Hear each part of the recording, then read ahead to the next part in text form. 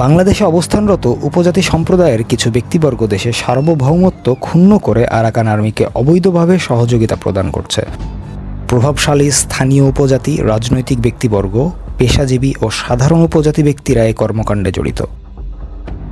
উল্লেখ্য, গত 16 এপ্রিল 2025 তারিখে পাহাড়িদের বর্ষবরণ উৎসব মাহা সাংরাইপোয়ে 2025 বাংলাদেশের অভ্যন্তরে আরাকান আর্মির সক্রিয় উপস্থিতি ব্যাপক সমালোচনা ও বিতর্কের জন্ম দিলেও অনুষ্ঠানে স্থানীয় মারমা নেতৃবৃন্দের আর্থিক ও প্রত্যক্ষ তত্ত্বাবধানে অনুষ্ঠিত হয়। আরাকান আর্মিকে প্রত্যক্ষ সহযোগিতাকারী কিছু ব্যক্তিবর্গের পরিচয় তুলে ধরা হলো।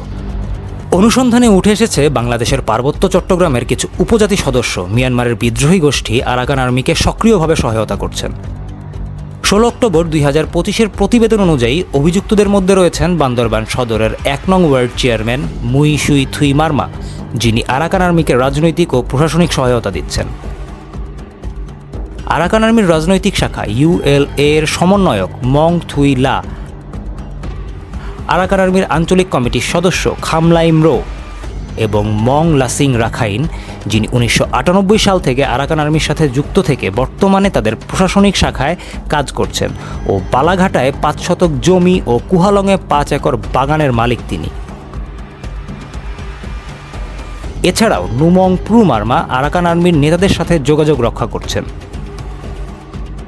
বান্দরবান সদরের উপচেয়ারম্যান মং প্রু অং মারমা, সরকারি প্রাথমিক বিদ্যালয়ের শিক্ষক উসুয়ে সিং মারমা এবং দে রেনিন সুয়ে রাখাইন প্রধান ব্যক্তির শালক, যিনি আরাকান আর্মিকে আর্থিক ও লজিস্টিক সহায়তা প্রদান করছেন।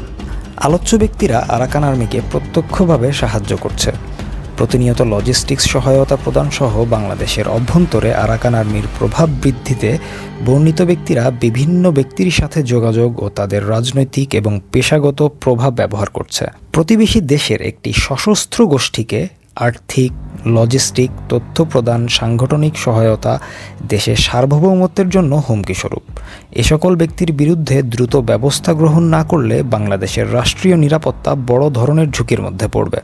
তাদের বাংলাদেশ বিরোধী কার্যক্রম বন্ধে দ্রুত নিরাপত্তা হেফাজতে নেওয়া প্রয়োজন। পাশাপাশি এদের মধ্যে যারা সরকারি দায়িত্বে রয়েছে তাদেরকে দ্রুত অপসারণও করা প্রয়োজন।